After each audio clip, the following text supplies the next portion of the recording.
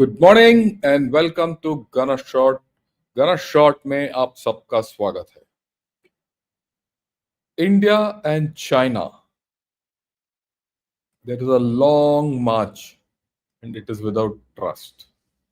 A lot of talk today these days on how India and China need to be together because of our problems with USA and the fact that our prime minister is going to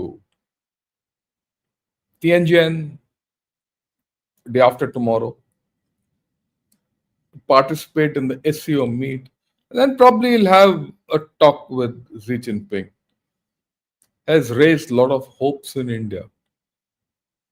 Simultaneously, we see that there are a lot of issues with USA which are cropping up day by day.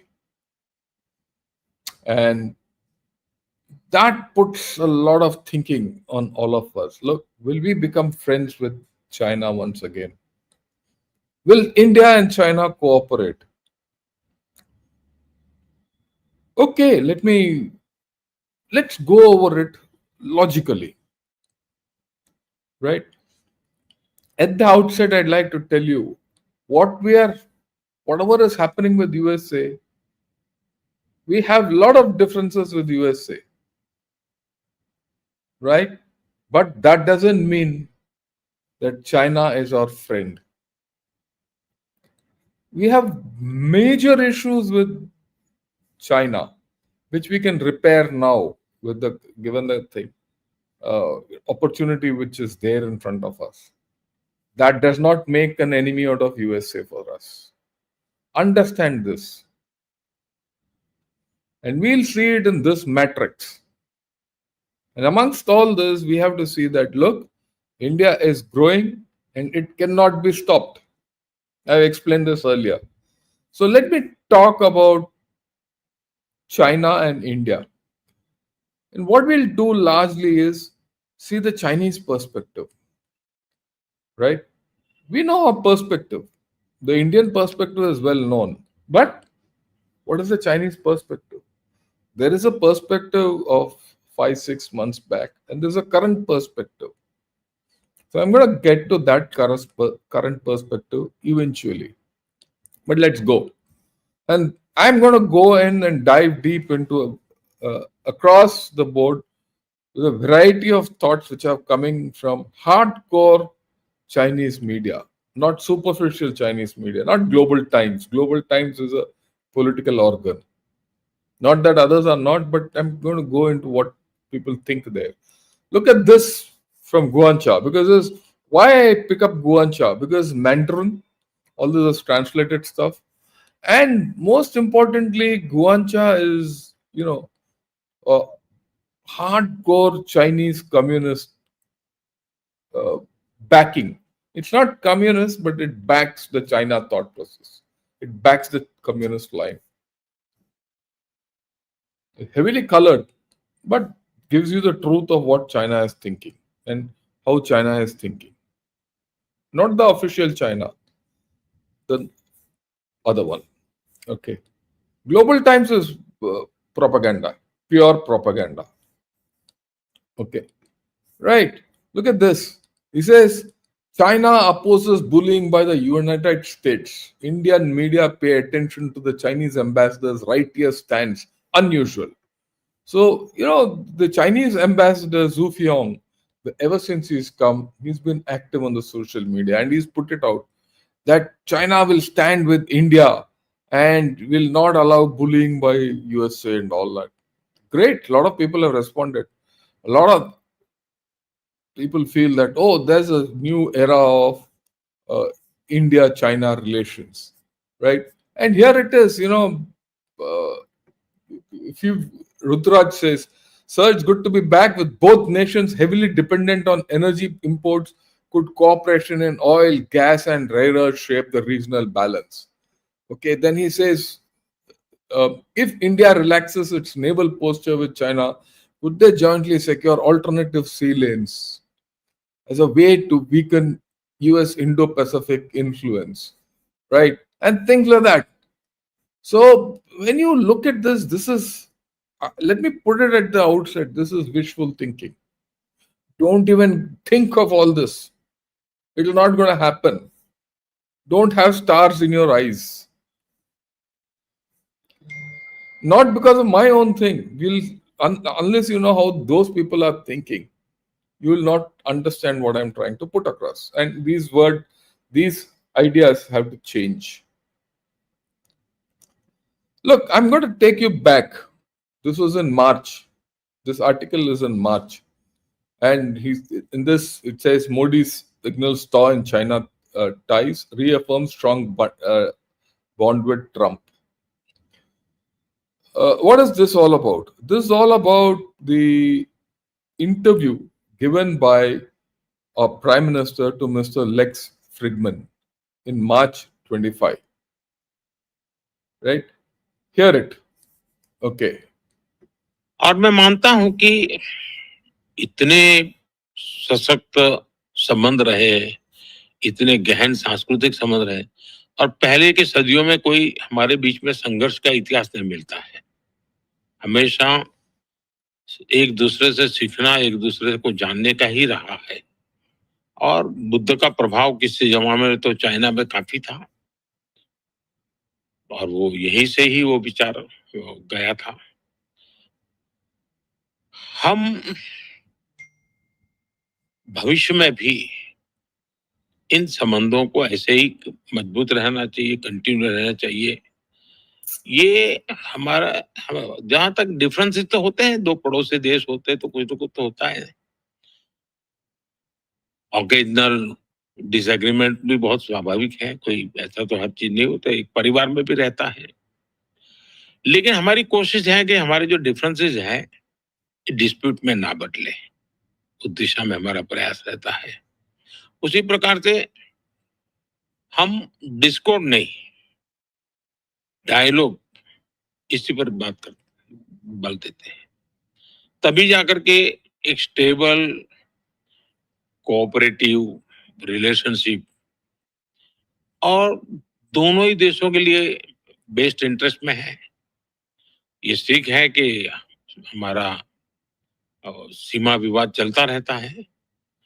तो 2020 में जो सीमा पर जो घटनाएं घटी, उसके कारण हमारे बीच स्थितियां काफी दूरी की बन गई। लेकिन अभी राष्ट्रपति श्री के साथ मेरा मिलना हुआ, उसके बाद सीमा पर जो चीजें थी उसमें नॉर्मल से आ चुकी हैं। 2020 के पहले की स्थिति में हम लोग अब काम कर रहे हैं। अब धीरे धीरे वो विश्वास और वो उत्साह और उमंग और ऊर्जा वापिस आ जाए, वो उसको थोड़ा समय लगेगा कि बीच में 5 साल का अंतराल गया है। हमारा साथ होना ना सिर्फ बेनिफिशियल है, बल्कि ग्लोबल स्टेबिलिटी और प्रॉस्पेरिटी के लिए भी जरूरी है। और जब 21वीं सदी एशिया की सदी है, तो हम तो चाहेंगे कि भारत चीन के बीच में स्पर्धा सब स्वाभाविक है, स्पर्धा कोई गलत चीज नहीं है, इस संघर्ष नहीं होना चाहिए। स्पर्धा स्वाभाविक है, संघर्ष नहीं होना चाहिए। But, and this was in March. I thought this, of course, our Prime Minister covered a whole lot of things in this interview with Lex Fridman. It's available in the net. It's open source. But this is about China.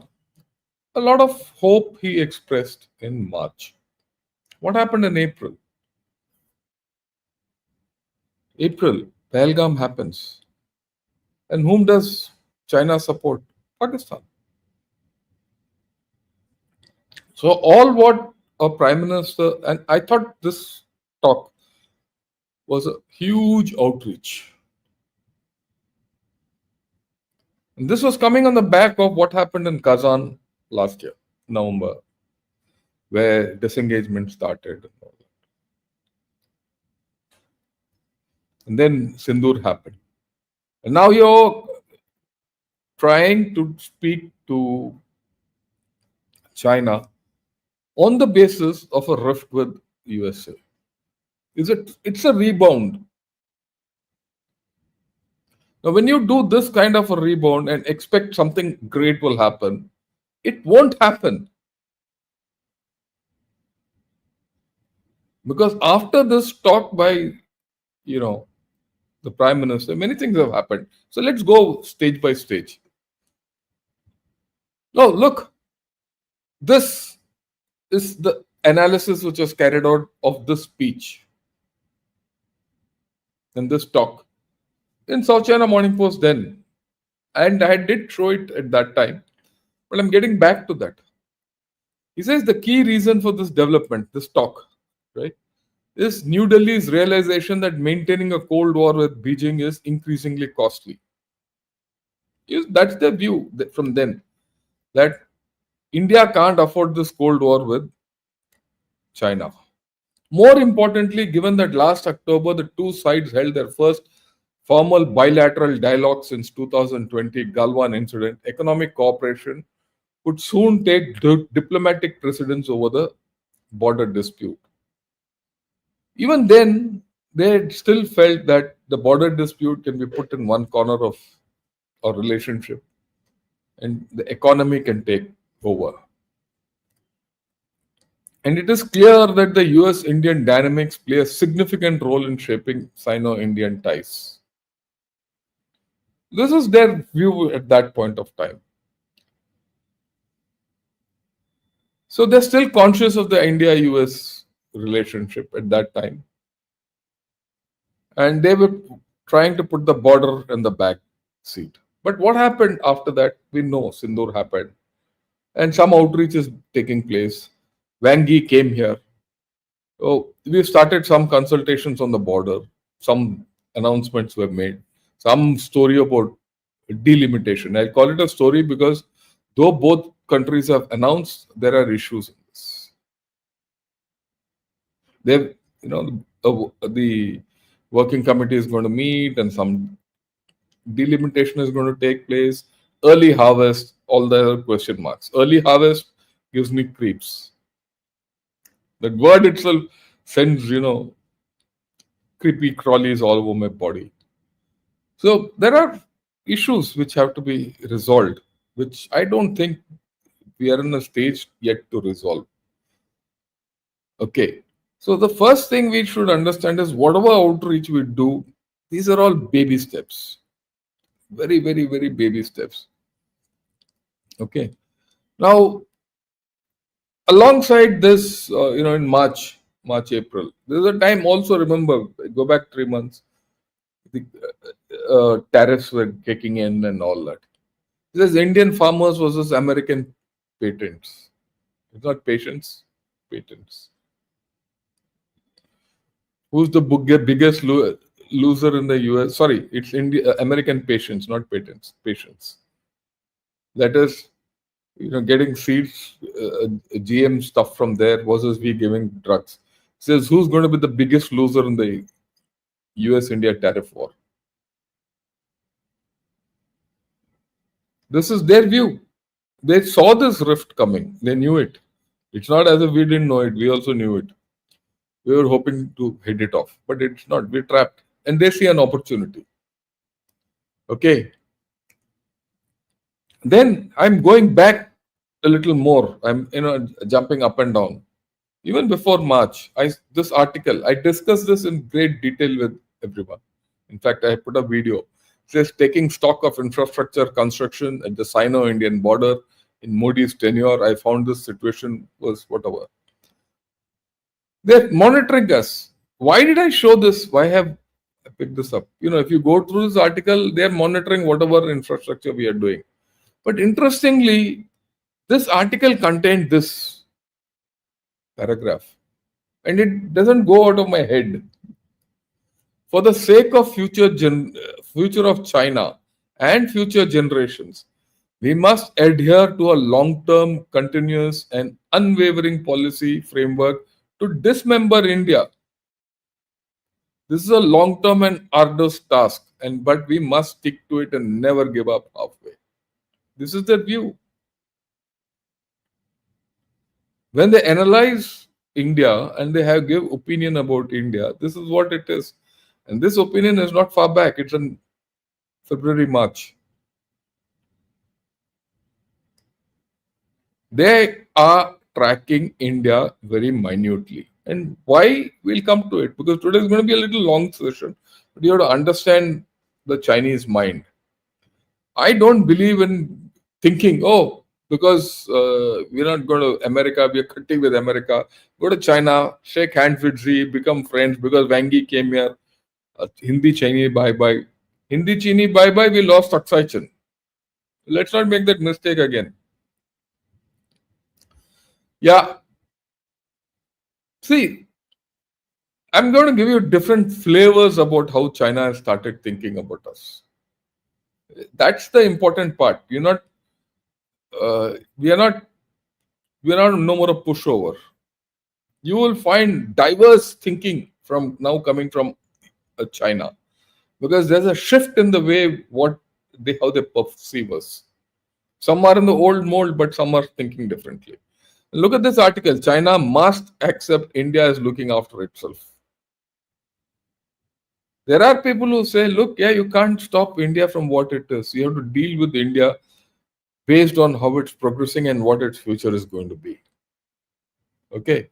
And yeah, let me go through it in a bit of a detail so that we go deliberately. I'm going to take some time today, but we need to understand the psychology of this Chinese outreach which is coming to us. Says in this article, they say this, whoever the guy is, he says the shifting geopolitical environment has given the two countries a major strategic opportunity to achieve common understandings and reset bilateral relations. That's fine.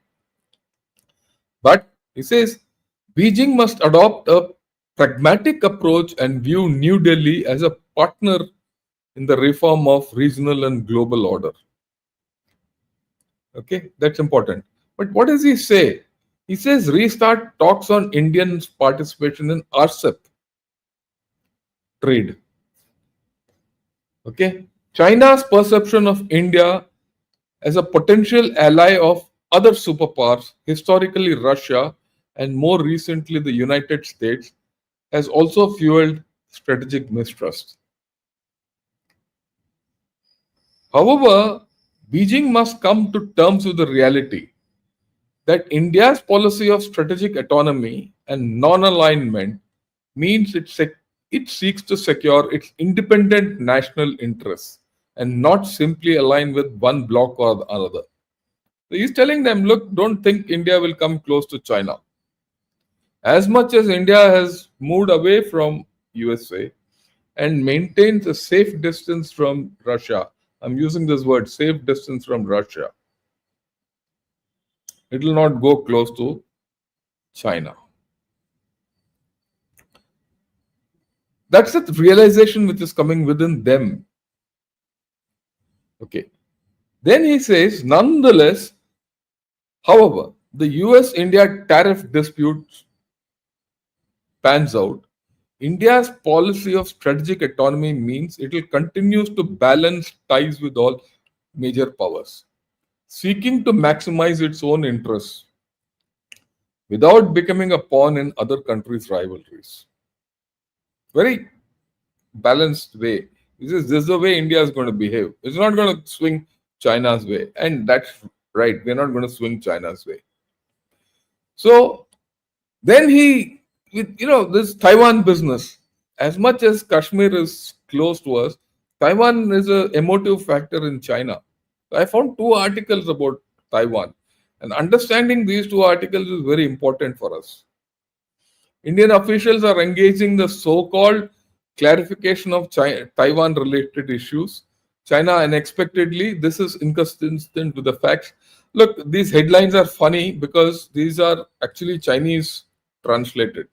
So the China thing came into focus. And then he says, why did China also begin to chimp repeatedly on Taiwan related issues? These two articles, again in Chinese, Mandarin, hardcore Mandarins. So they are looking at India's stance on Taiwan from a lens which we don't understand normally. And I'm going to focus on that because that's important. Because as much as we are worried about Dalai Lama, as much as we are worried about the Brahmaputra Dam, as much as we talk about Aksai Chin, as much as we talk about the support to Pakistan. They now started worrying about Taiwan. What do they say? And this started, mind you, this problem started with the readout which China gave. What did China do? After the foreign minister met and NSA is met with Wang Yi, they came out with this thing saying that India has accepted the one China policy and Taiwan as part of China. It was not there. But then the Chinese circular said that. So this is the analysis of that. And we need to understand this analysis from their point of view again. I keep repeating, all this is from their point of view. It says, as per China's circular, India clearly stated that Taiwan is part of China. So they have put it.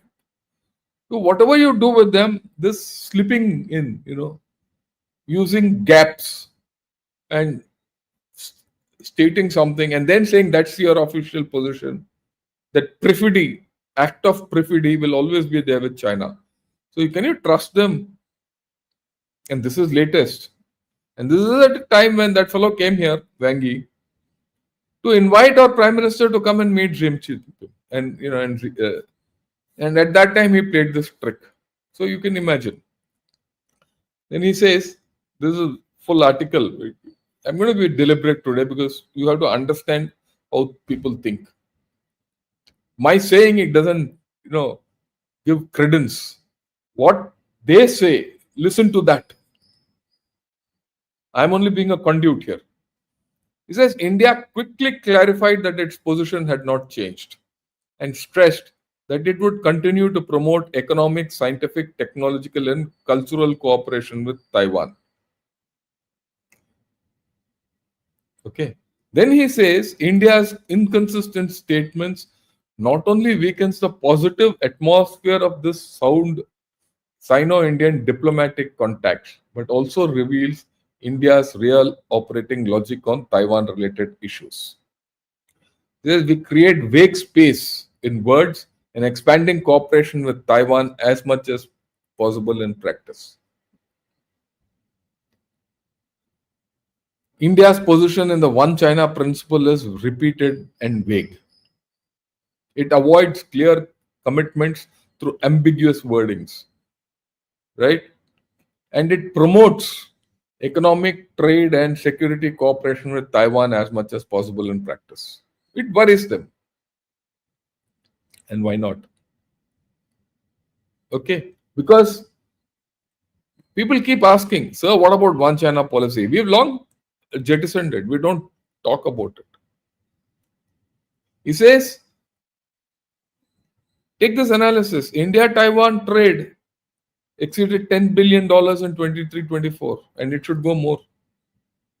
Okay. It has significantly increased compared to previous years. And what all it constitutes: economic, electronic components, mechanical and electrical equipment, information and communication related products. Taiwanese direct investment in India will continue to grow in 2024. This is 24 little back. Or rather, it's not will continue to grow, it should have been continued to grow. About 200 Taiwanese enterprises have invested $4.5 billion, exceeding 1,70,000 jobs in India. And the presence of Taiwanese businessmen in the layout of the Indian industry is increasingly prominent. This is very, very important from many points of view. Why? Taiwan has tremendous investment into China because sometime back they felt if they invest into China, that China will become nice to them. That has failed. Right now, suddenly they find that look, Taiwanese didn't have a great opinion of India long back, but now they're rethinking.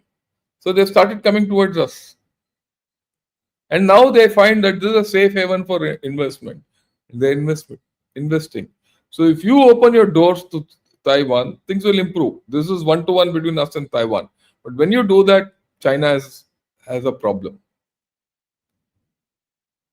Okay. And obviously there's not one China thing. And so it has its own dynamics. Then he says, these are facts which there could. Tata Electronics and Taiwan's PSMC is to build a 12-inch wafer factory in Dholera, Gujarat. Hopefully, by the end of the year, those semiconductors will be coming out. Now, once that starts, it's not the highest end, but it's the bulk. Why? In a meal, it's not only you eat, choicest of things. Dal roti khana chahiye. That dal roti is going to happen. Now, expansion of production by Foxconn, Heshuo, and other Taiwanese enterprises in South India has brought India's iPhone exports to 12 billion US dollars in the fiscal year. It accounts for three-fourths of the total mobile phone exports. Right. In 2024, two sides signed an MOU for labor cooperation where people from here go to Taiwan. Because Taiwan also has a population problem. Increase that. Okay. Then security and strategic interaction between India and Taiwan is also heating up. There are tremendous exchanges as per them between in security.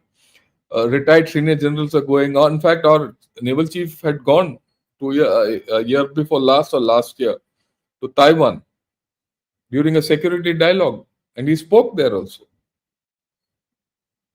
I remember our army chief was also there. In last year, USI and INDCR held a tabletop exercise about Taiwan in India, and that gets reported now. They are so worried about it. They know. They also say, look, Indian security and officials and diplomats have spoken about the spillover effects of the situation in Taiwan Strait and how it is related to India and China problem and how it impacts on India's geographical and economic security. So they are somewhere. And then he says India's strategy is well-founded trend in recent years, where it does not make clear and new commitments.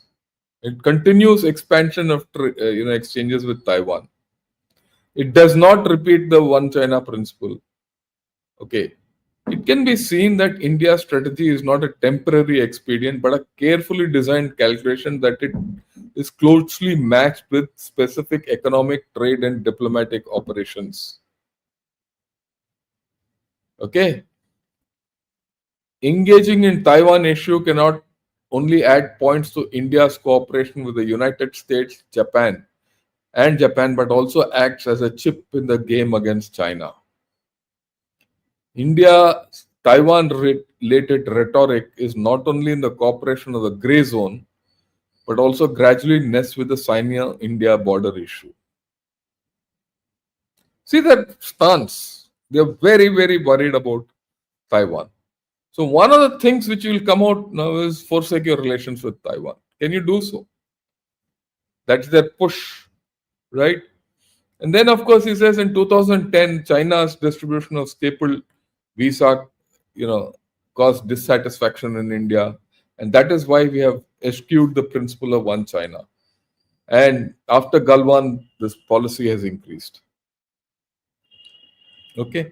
And so this is a deep-seated problem. And this is a deep-seated problem from the Chinese side. So you have actually, in the past 5, 6, 7 years, we have created a situation where they have now started equating Taiwan issue as much as we talk of the Kashmir issue and their occupation of Aksai. A balance, a strategic balance, or a strategic counterweight. So it's a new thing for them. They're not going to get over this easily. Okay, so you see, I've shown you one thought process where it says, look, India has its own compulsions. Now they're talking of Taiwan issue. And all this is coming after Wang Yi came last week. Okay.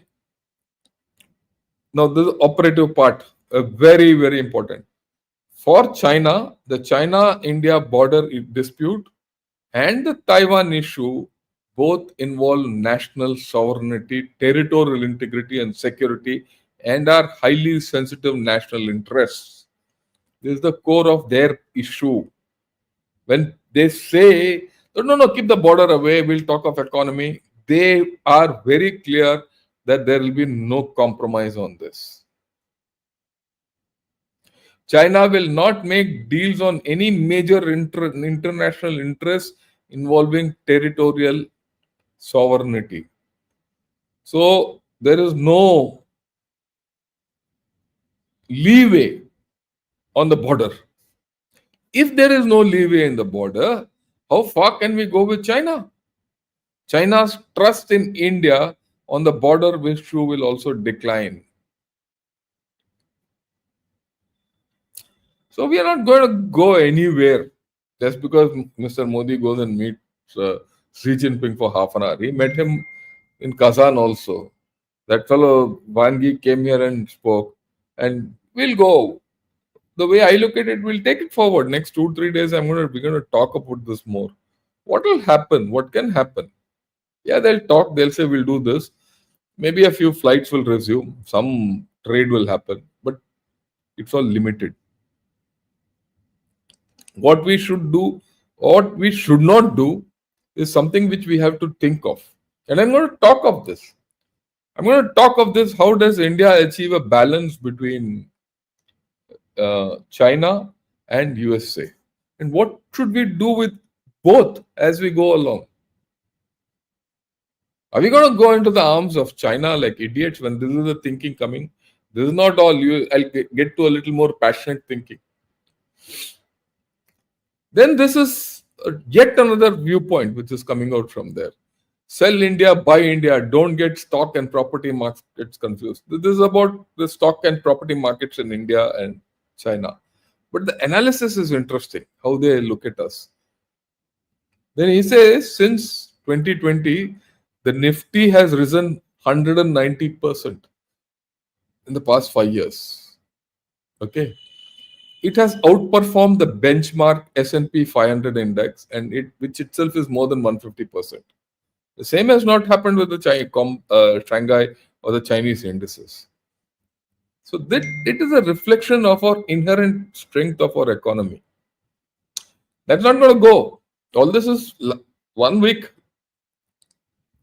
Then he compares the difference between he compares the real estate market in China and India.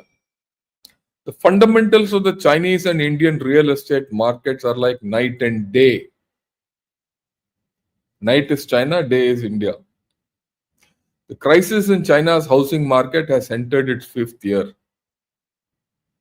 Okay, yeah, all that.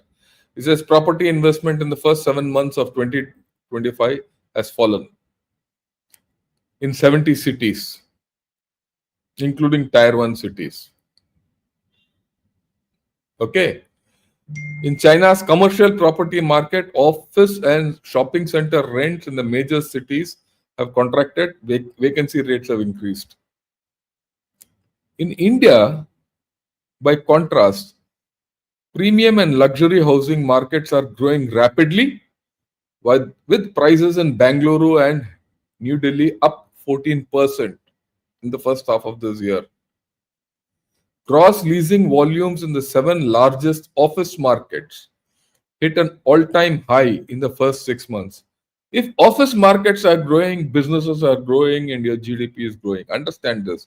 And not only the direct, see, when real estate grows, there are 2 issues. One is the direct contribution to GDP by the buildings coming up. Cement industry, furniture industry, steel industry, all get a fillip.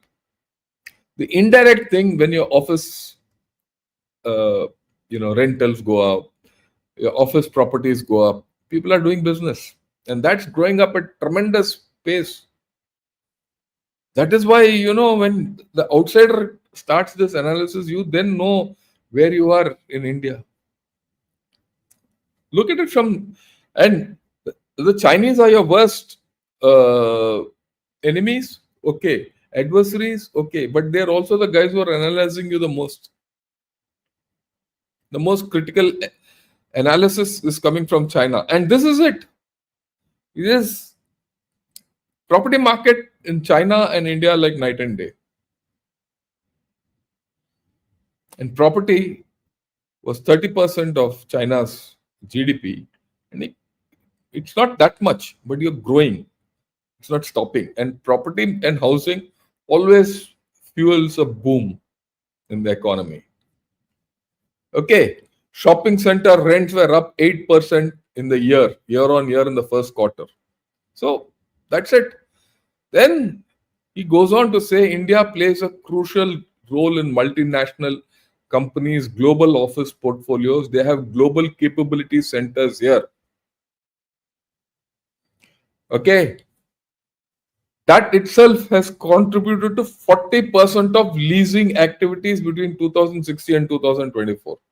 And that's something which is improving. And what are these global capability centers of that I keep talking of this? Of USA. Then he talks something else. India is less vulnerable to higher tariffs than most other Asian economies, which I've been telling you people all this, that India can't be affected by tariffs. The Chinese are not discussing this because they are vulnerable to tariffs, not India. India is in a very strong position vis-a-vis China and tariffs. They are saying this because of the sheer size. Why? Sheer size and strength of domestic market, which China doesn't have, which no other country has. And that is why America's leverage on India is poor or weak. It's got a limit, not beyond that.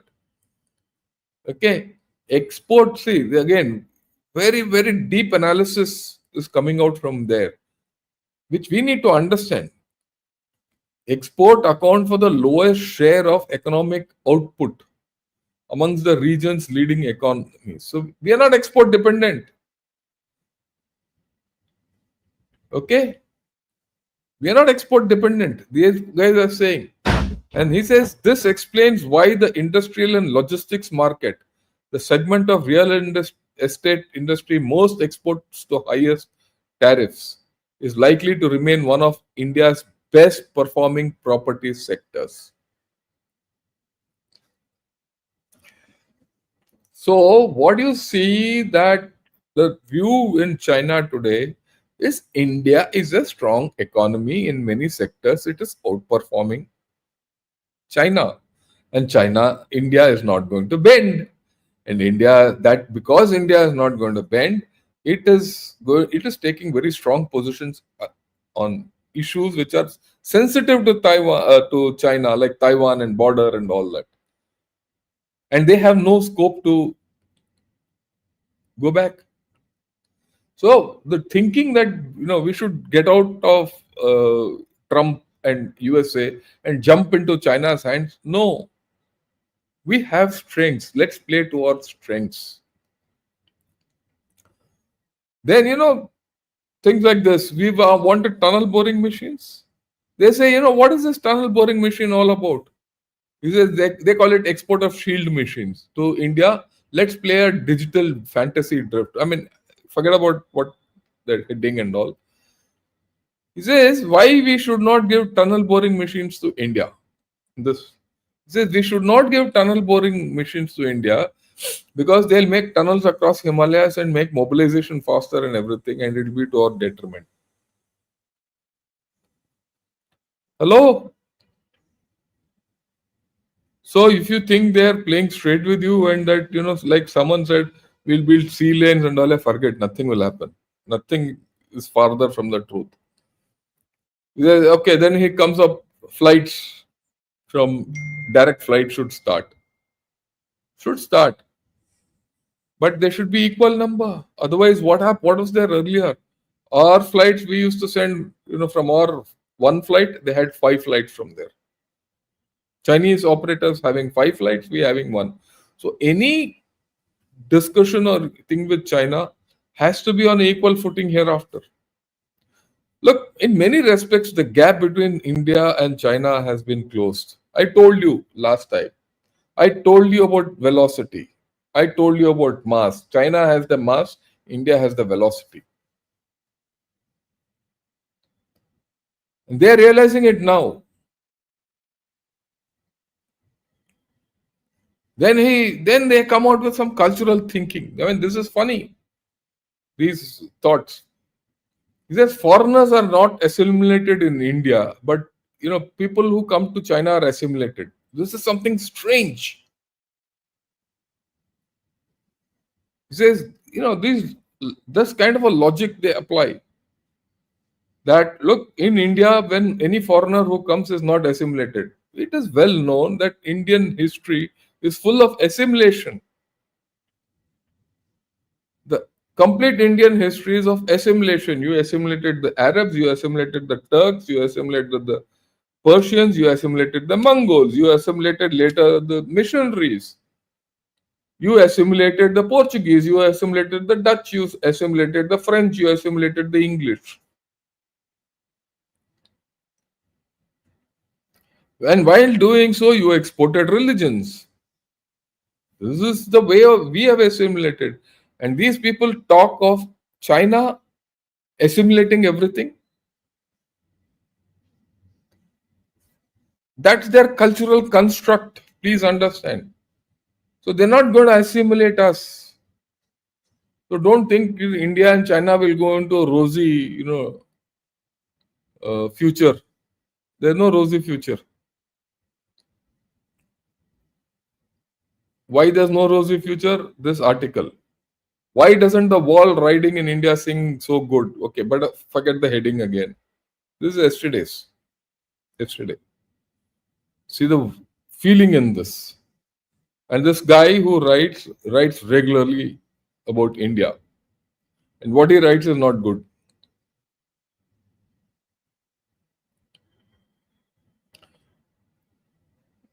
Yeah. He says the decision of the United States to make punitive tariffs this time seems to be sudden. But in fact, there's a reason to follow. In his personal judgment, the root cause is that the battle, May 7th, air battle, that's the root cause. And as per the Chinese judgment, India lost to Pakistan. Their thinking is very clear. And India has not accepted this failure, and they have refuted that their planes have been shot. And they have sent propaganda delegations which didn't work. That is, or political delegations which went all over the world. And India was beaten up with a swollen nose. But India has applied grease and powder and saying that we have gained international weight and all that. That's the preamble. Hardcore. China and India do not have the basis for a win-win cooperation in many fields. Very explicit. It is difficult to establish mutual political trust. The United States can strategically abandon India. Okay? But India has no way to turn to China strategically. India's current diplomatic strategy is only tactical. They're very clear about it. So, whatever happens now is tactical, it is not strategic. I can even say for sure that India is playing with the relationship between China and India. We are playing with it as per him. And we are also playing with United States. And all this play with China is to make US change its mind. Okay? And then he says the problem in India is cognitive dissonance. That we are under some illusion that we will manipulate China against India, USA, and things like that. They're very explicit in this. Please understand. The relationship between China and India has always been difficult to be good. In the end, on one mountain, we cannot tolerate two tigers, and the only tiger is Chinese. And then he goes on to say, how can we tolerate rise of another India? China and India seem to be hot in the field of economy and trade. Then the needs of two sides conflict with each other. This is what we have to understand. He says that China needs a consumer market for dumping goods. For example, a market like USA, and where we can sell goods continuously. But India, due to its colonial trauma, hates others to dump goods. What they want is production lines and technology. They want to have manufacturing ability to compare to that of China's national flag and drums. That's it, right? If we meet India's needs, export production lines, and transfer technology to them, in the long run, we must teach our apprentices to starve their masters to death. What he's saying is, China will not do, if China does what India wants, it is at its expense. So we should not do it. And he again puts it in his words, if India develops, it should be China that will be ruined. The transfer of mobile phone assembly factories in recent years is an example. India has changed from a mobile phone importer to an exporter in just a few years, eating a lot of China's share. So you think this cooperation can go anywhere? There are hard, it's not emotion. There are hard practicalities which China understands or China perceives. China perceives a threat from India. I've given you how they view many of our positives or strategic requirements or potential to grow or depth of our growth and how they think of us, how they think of Taiwan and our attitude to them and all these. Neighbors can't move away. Having a neighbor like India is certainly China's misfortune. But on the other hand, isn't it India's misfortune to have a neighbor like China? I thought I'll speak this out to all of you. This is the Chinese view. So, the road is long and the trust is minimal. How are you going to handle this?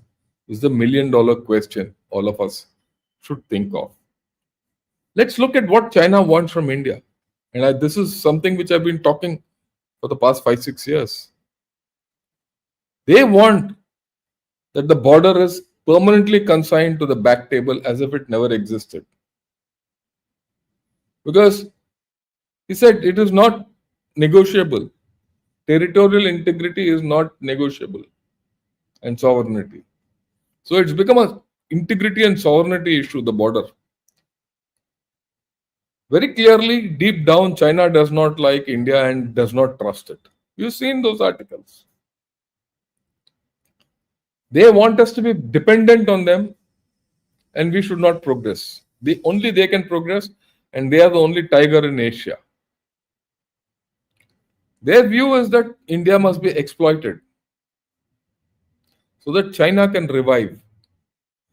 But India should not benefit.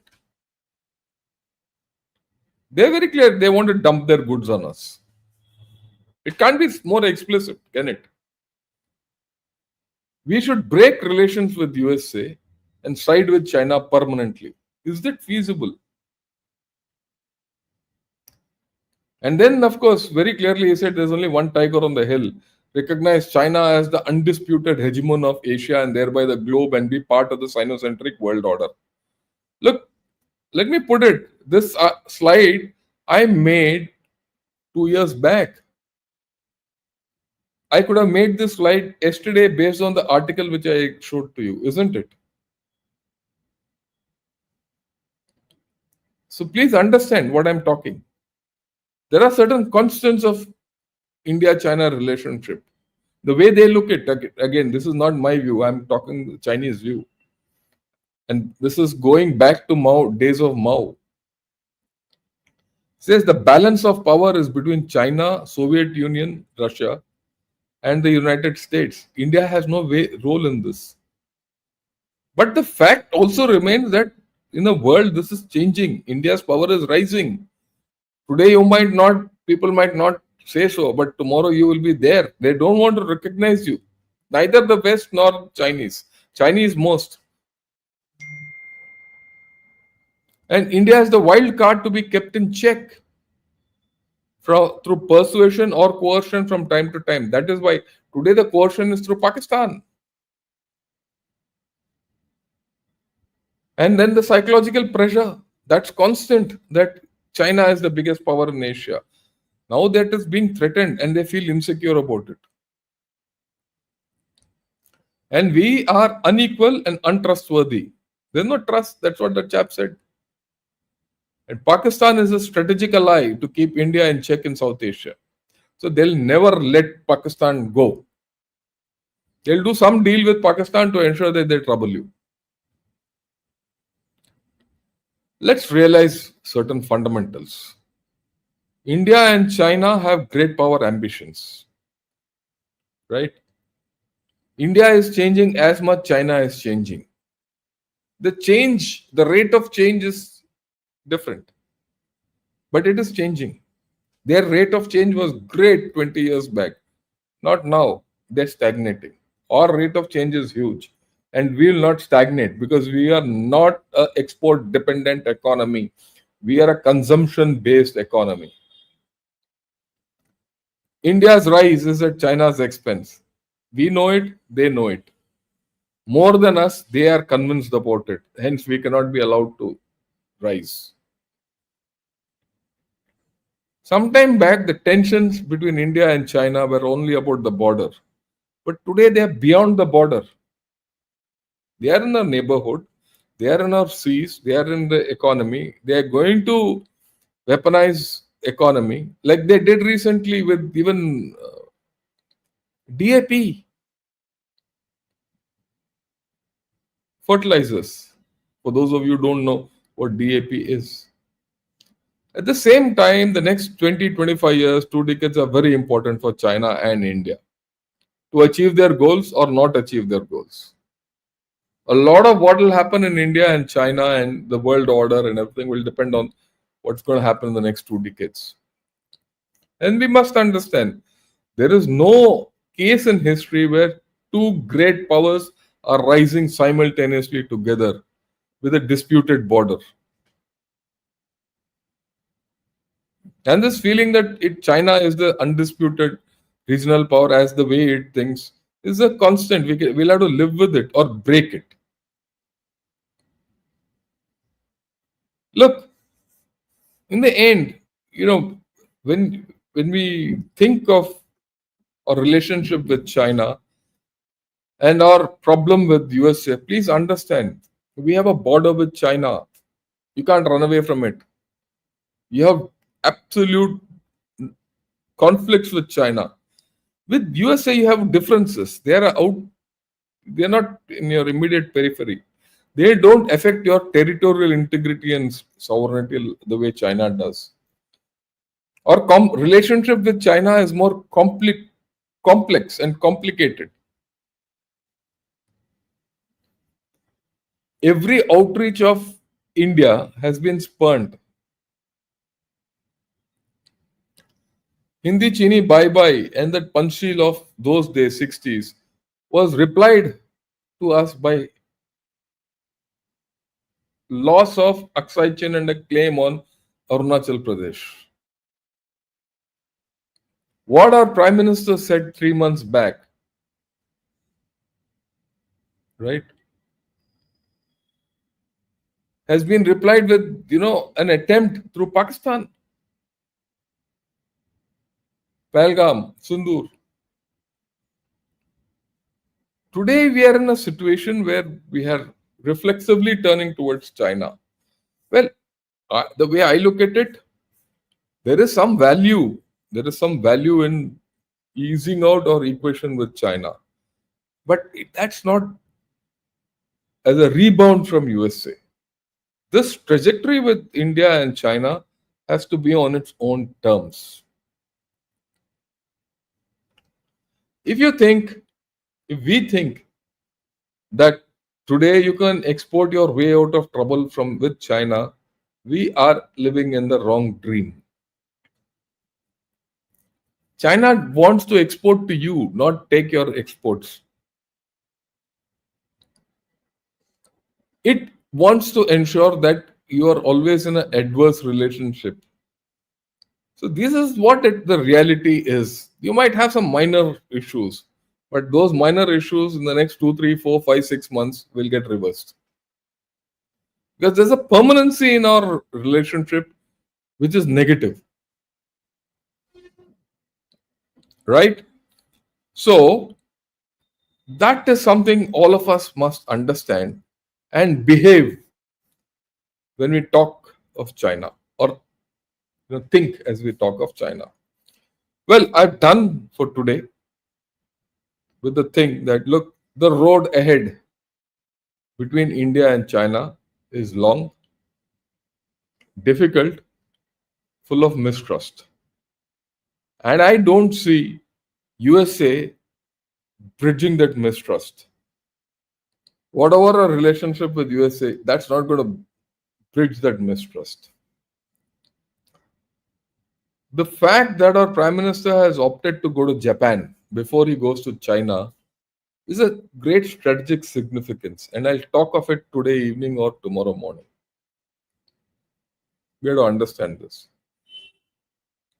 Okay. So,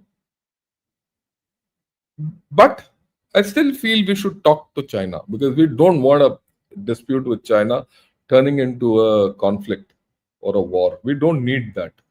Neither does China need it. So it is a small gains which we can eke out of a relationship which is bad is what we should look for. Minimal. So we should look at minimalistic gains rather than maximalistic outputs. Right? So I just thought I'll put all this. If you liked what I've spoken, please press the like button and subscribe to Ghana Shot.